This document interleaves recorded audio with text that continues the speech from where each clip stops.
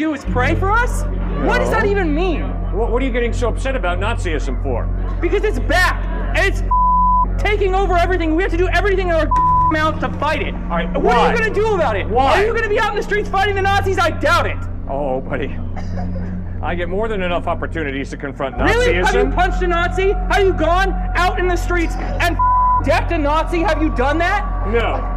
I have never decked a Nazi. Really? Then you're not helping. You're doing nothing. No. I debate Nazis. Confirmation bias. Confirmation bias is the system where because you believe something, you're more prone to believe arguments of it. You want to kind of filter out the arguments that you hear, except the ones that support your source, and therefore everything that you hear kind of confirms what you believe. You're never really open to a different perspective. Okay, good question. Ma'am, I doubt.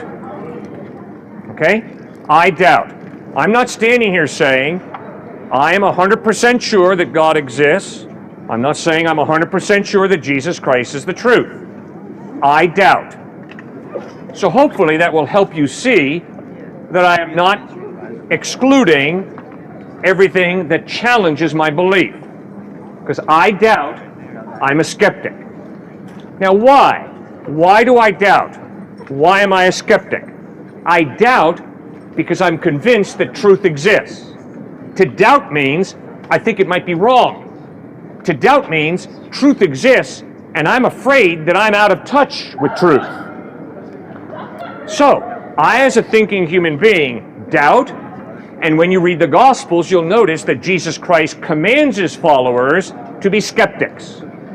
In Matthew chapter 7, verse 15, Jesus says, "Beware of false prophets.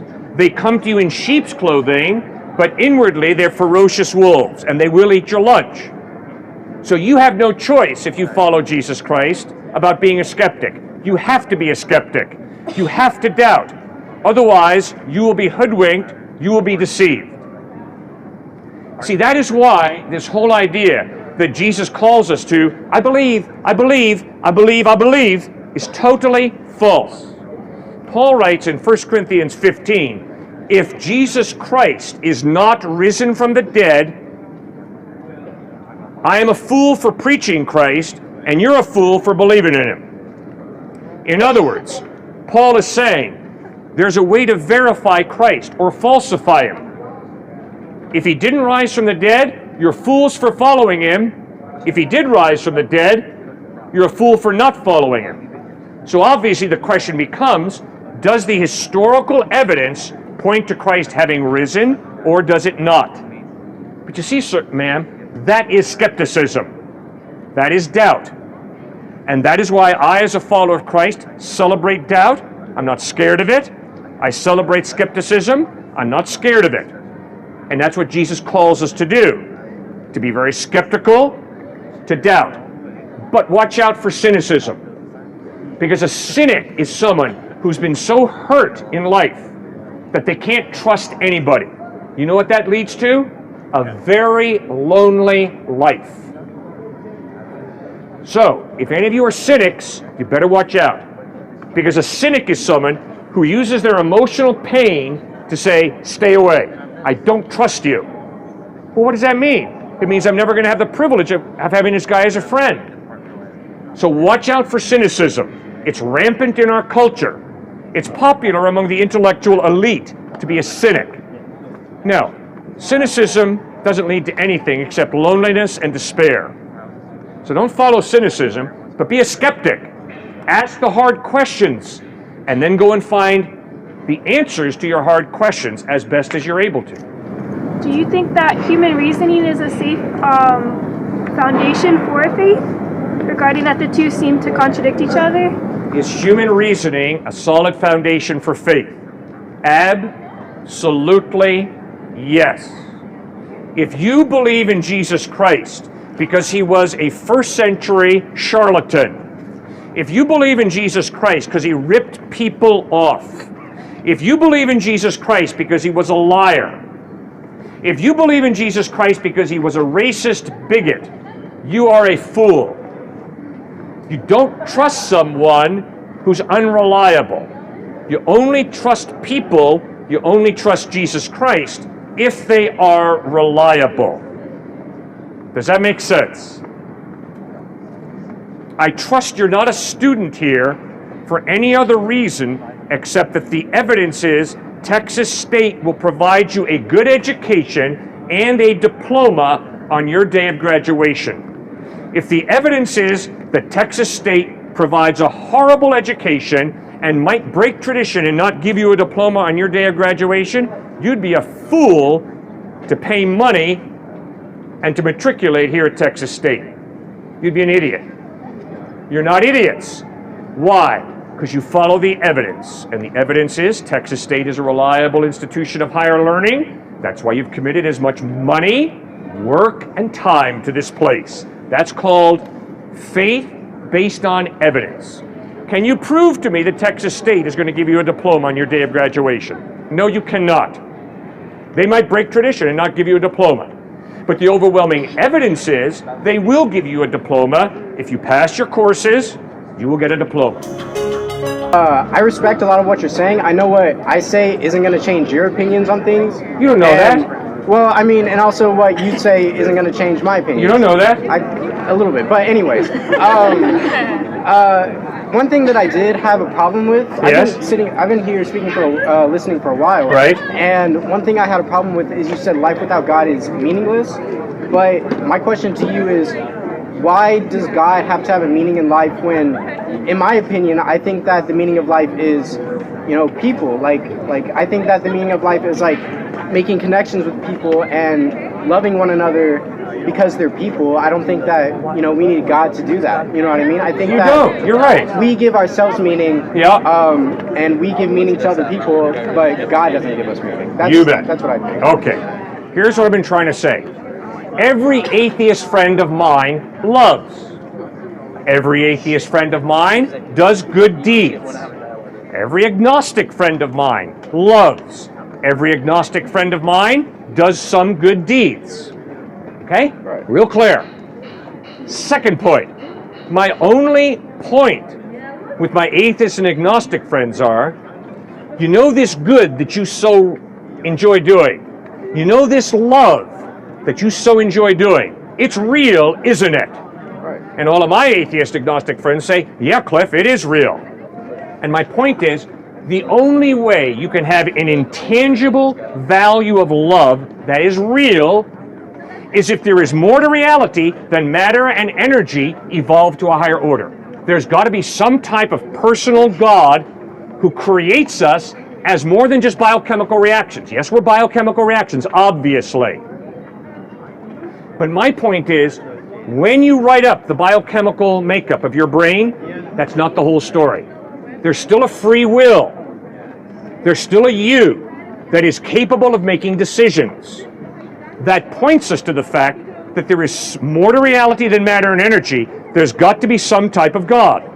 See, my point with this guy who earlier was out here just raving and dropping the F-bomb all over the place about socialism and capitalism, my point is, I applaud your outrage. I like it. You hate evil. Guess what? So do I. But the question is, why are you so upset about evil? Because you see, if evil is just a human construct, it's relative. If I define racism as evil today, but tomorrow I define racism as good, I'm not right today and wrong tomorrow. If everything's meaningless, I just have my perspective. And if my perspective today is racism is wrong, and my perspective tomorrow is racism is right, I'm not right one day and wrong the other. Because life is meaningless, ultimately, we create our own meaning. We create our own morality. And if today I create racism to be wrong, that's cool. But if tomorrow I create racism to be right, that's equally cool. And if you come back to me and say, yeah, but the majority of people in your culture tell you that racism is wrong, I say, guess what? That's just cultural relativism. If I go to another culture, they will embrace racism. And it's all still relative. You see, if there is no God, if in reality there is no God, then there are no moral absolutes. You create your morality, your meaning, I create my morality and my meaning. And if my morality is to have a racist attitude towards her today, it's not wrong, it's not right. And if I choose to respect her tomorrow, it's not wrong, it's not right, it's just my perspective. Does that make any sense? It does make sense, but I also feel like it's like there are absolute truths. How can you do that? Well, because like we said, like you said before, you shouldn't use anybody to degrade them. Am I Yes. right? So when you have that racism and that sexism, Right. That's something that even you said yourself shouldn't be going on. And that as long Why as did I say it? Why did I say that racism is wrong?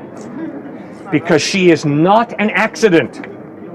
She's a human being created in the image of God, which means she has innate value that does not come from liberal white guys that say, oh, black folks are just as valuable as white folks.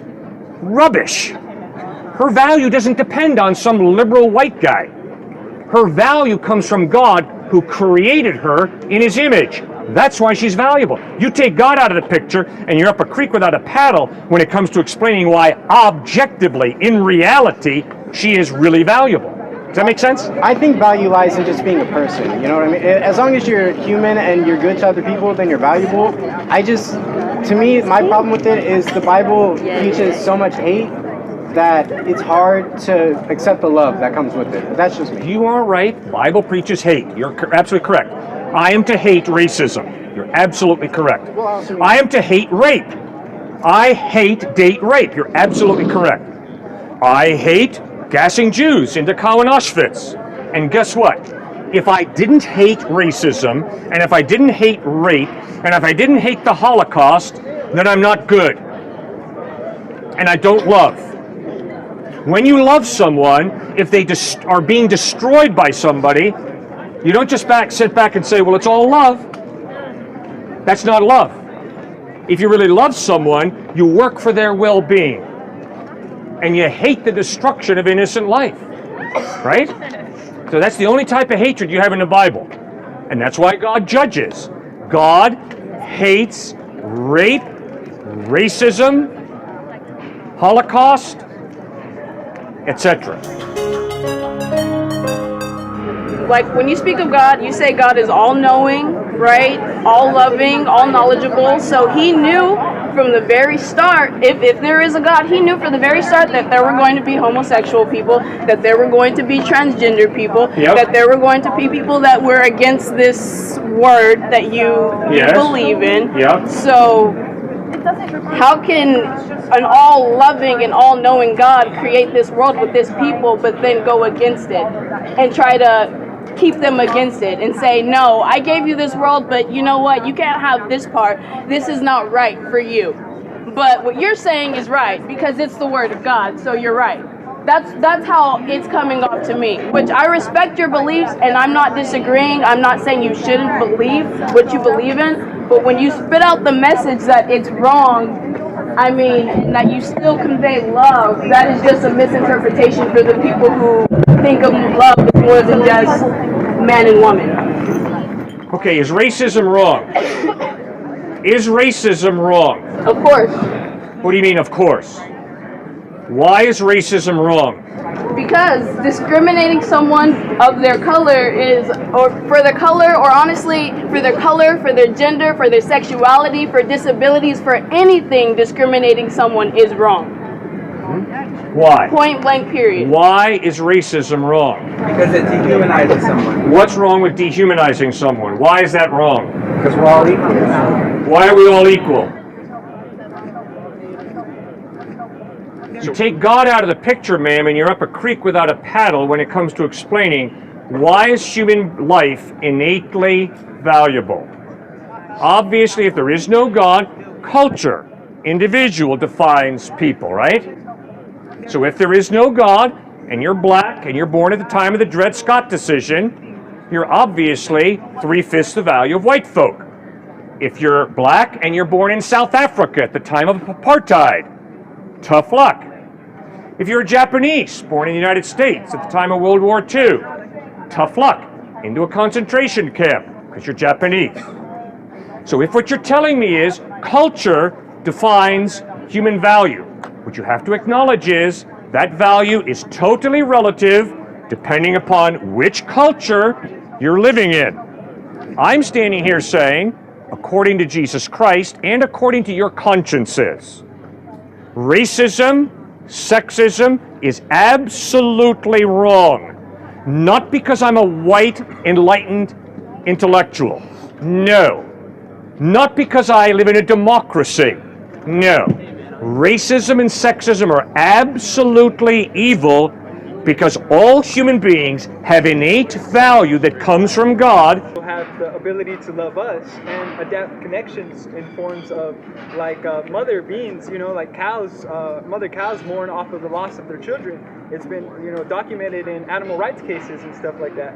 Yes. There's also, how you say, the image of other sentient life, that's able to feel pain and also feel love in the sentiment. So how come, like, they're not also included in the image of God, as only humans use this sort of like ego boost, it's like we are, the children of God, and so we're like the dominatrix over this materials, you know what I mean? So what do you eat 3 times a day?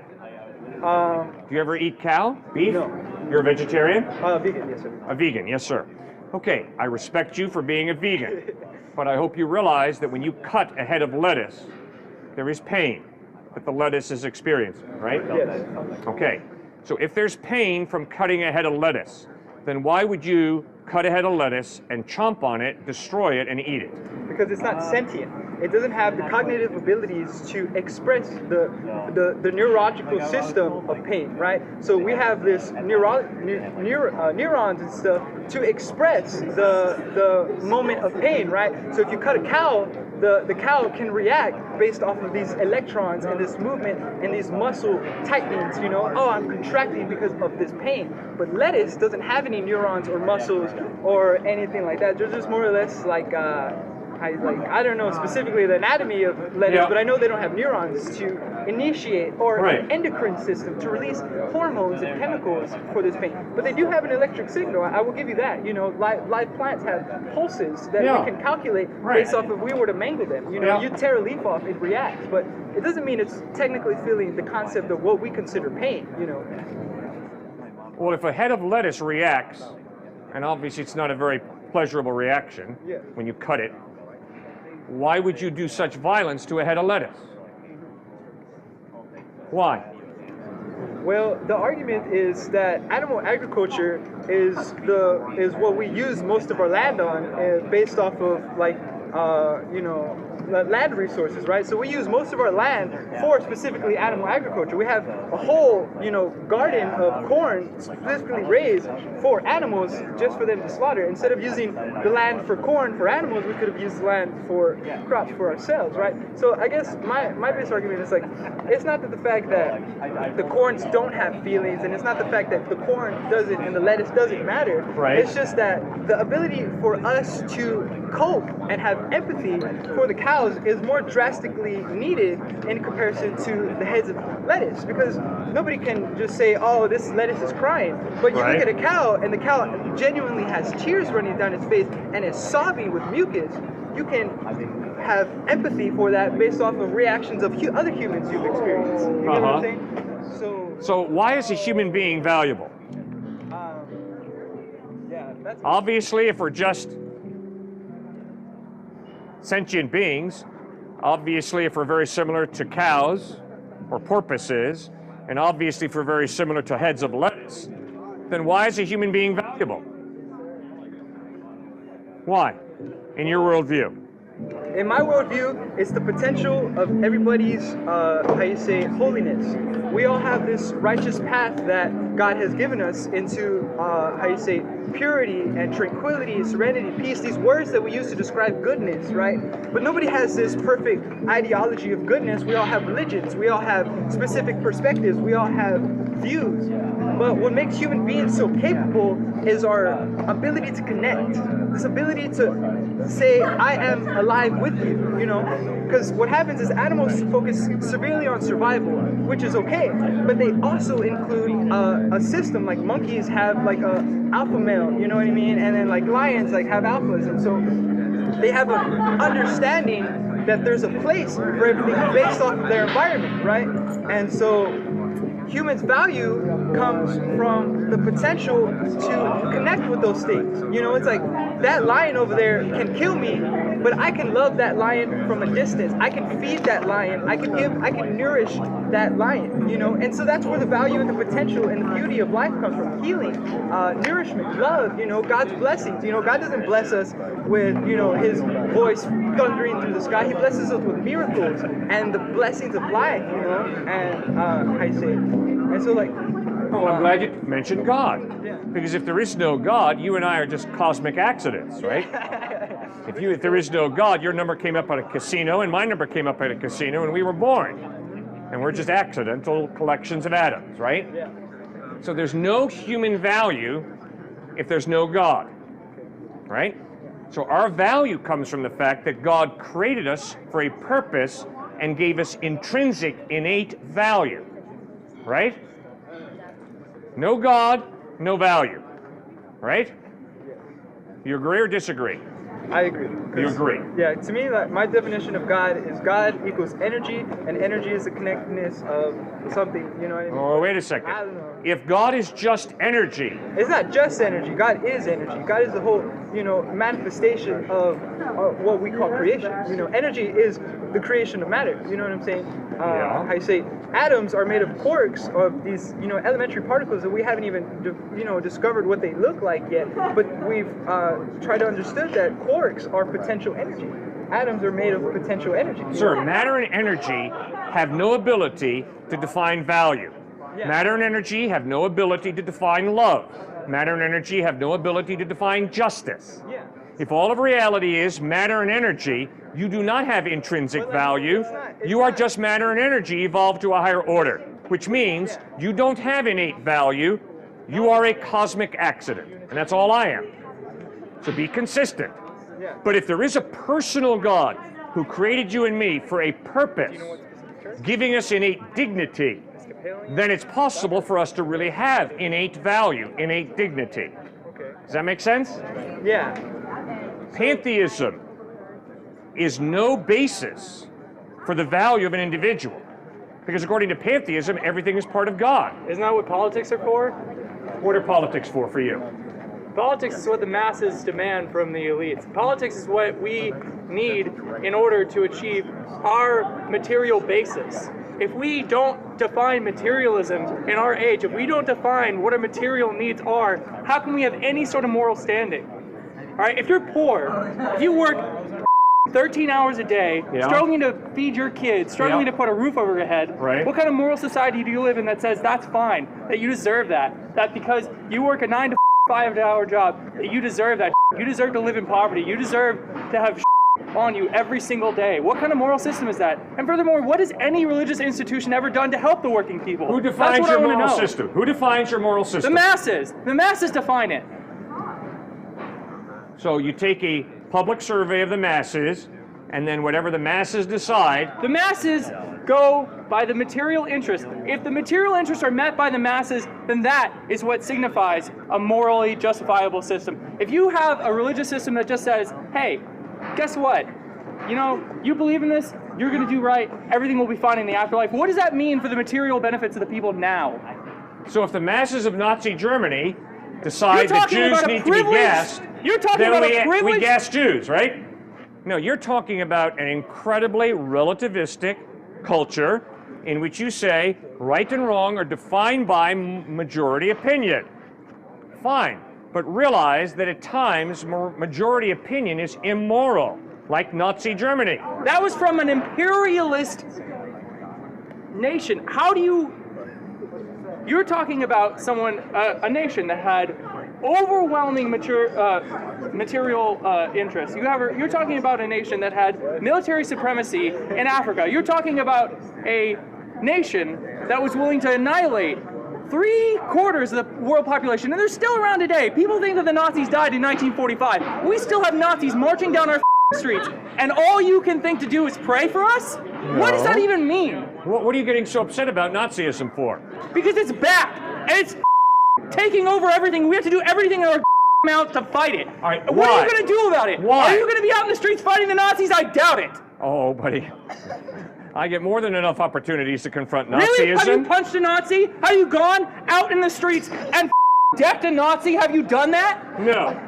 I have never decked a Nazi. Really? Then you're not helping. You're doing nothing. No. I debate Nazis, okay? Debating them? Why are you so upset? Them? Why are you so upset? I love your moral outrage, but please explain to me. Why I'm upset? What's the basis of your moral Because in outrage? Weimar, Germany, they tried to debate the Nazis. You know what they had? Street thugs, brown shirts out in the streets, beating people down, calling the press the Lugan press, the lying media. We hear the over and over and over again. Fascism is back, and you're doing nothing. And you're sitting around trying to get an audience about, hey, we're going to fix everything. You're not fixing unless you're actually in the streets taking direct action.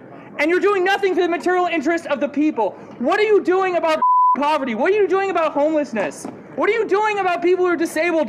The people in the LGBTQ What do you think community, Jesus the people Christ in the trans commands his community, the people in followers the to Muslim do? community? What Come are you on, doing think. for them? You're No, you doing gotta nothing. think. That's not true. What has Jesus Christ commanded his followers to do about the poor, about the naked, about those who are starving? What has Christ commanded his followers to do? Do you have any idea? What has he commanded us to do?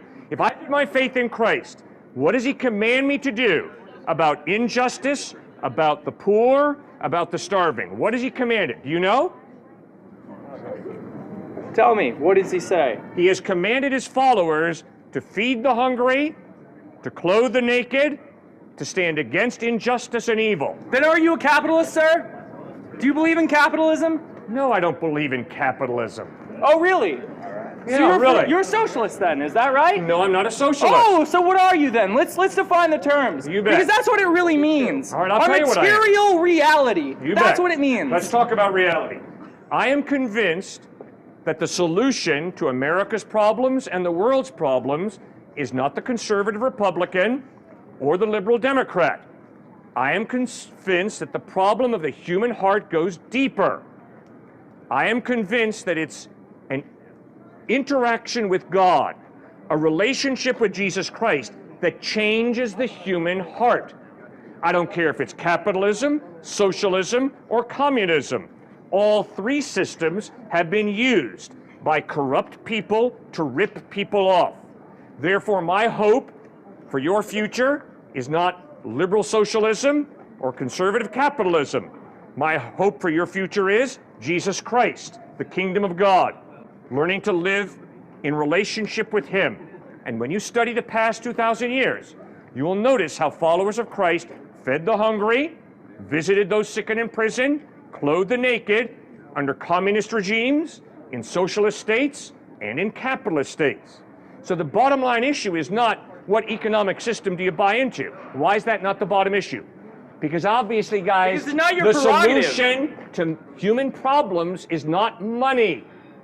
Money's nice, but I can promise you, communism, socialism, and capitalism are not going to solve divorce, sexism, racism, violence, hatred. It ain't going to do it, That's guys. right, because the followers of Jesus Christ have done really well in eliminating sexism, homophobia, racism, and all the rest. That's totally correct. I've completely forgot about the last, 2,000 years of history? Come on, man. Yeah? So, The proof is in the pudding. What are you doing? good. Obviously, Dr. Martin Luther King did a little bit to fight racism in this culture, And he didn't was a socialist. No, he was a Christian minister, guys. He was a socialist. He said it himself. Yeah, fine. But that wasn't the bottom line for Dr. King. The bottom line for Dr. King was he was a follower of Jesus Christ. Did he do it perfectly? No. None of us do it perfectly. But obviously, Dr. Martin Luther King, in his letter from a Birmingham jail, talks about why racism is wrong. And the reason racism is wrong is not because some state or some economic system says racism is wrong. The reason that racism is wrong is God creates every one of us in his image, which means we all have value, dignity, significance. Racism is a denial of the value and dignity of a human being. It's that simple. Socialism is not going to cure the world's problems, neither is capitalism, neither is communism. They're all different economic systems. And I, as a follower of Christ, will live within whatever economic system I find myself in, but I can promise you, I will work for the well-being of human beings, not because I'm a capitalist or a socialist or a communist, but because I'm a follower of Jesus Christ. And he commands his followers, feed the hungry, clothe the naked, visit those who are sick and in prison. Now, why do you, sir, value human beings as valuable? Why? What's your reason? Because it's in our collective material interest to watch over each other, to make sure that we all have the basic necessities of life. Clothing, food, shelter, these are the essentials that are not being provided under capitalism. The very thing that that you probably support. Let's be real. You sounded like a capitalist when you started.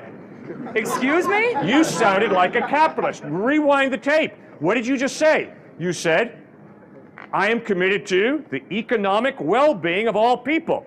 Well, you sound like a capitalist. That's what a capitalist wants, the economic well-being of all people. No, that's all. All right, you know how many people capitalism has killed since its inception? Put more food on the table than anything else. All right, let's talk about how many people atheists have killed. Atheism killed? Yep. Holy sh**. You're the most uninformed mother seen on the planet, and a demagogue. Really? Yeah. Was Mao Zedong an atheist?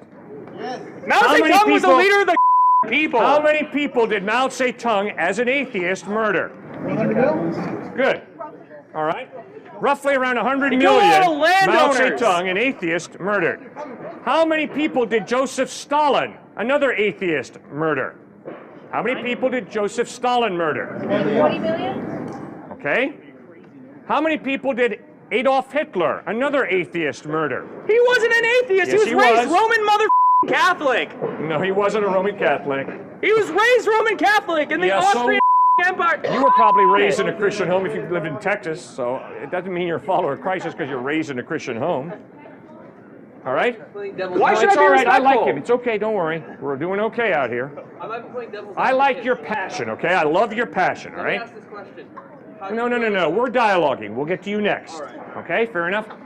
So, let's talk about how atheism opens you up to slaughtering people. Why? Why does atheism open you up to slaughtering people? It's the same answer to the question I asked you that you haven't answered. Why is a human being valuable? You gotta answer the question, guys, every single one of you, because you deal with human beings every single day. So why is a human being valuable?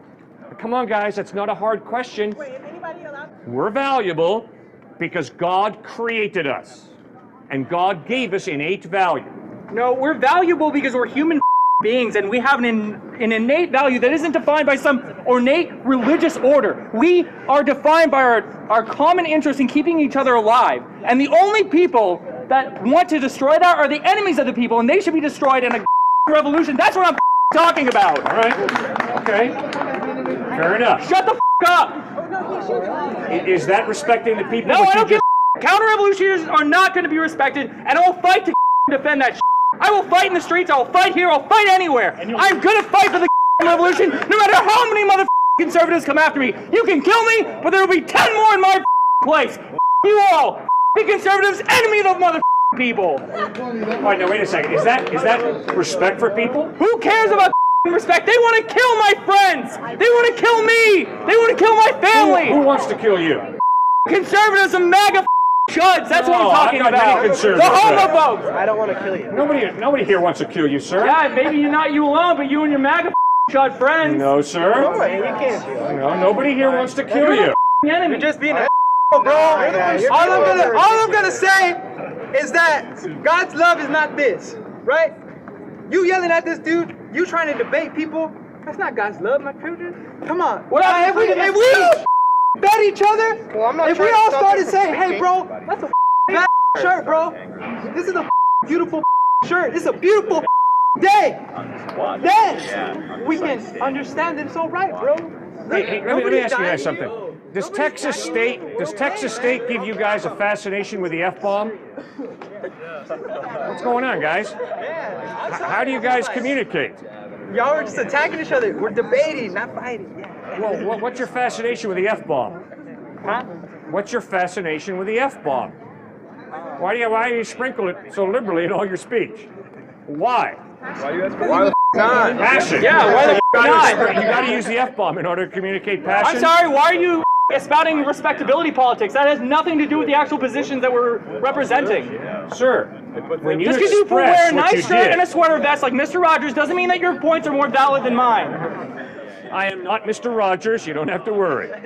I was given this sweater. I didn't buy it. I was given it Hey to man, wear. I'm not knocking your style. I'm just saying if you're going for respectability politics, let's lay it all out there. Sure, I'm not going for respectability politics. Really? Because Instead, you just said a second ago that you don't want people to say a common term in the vernacular. Really?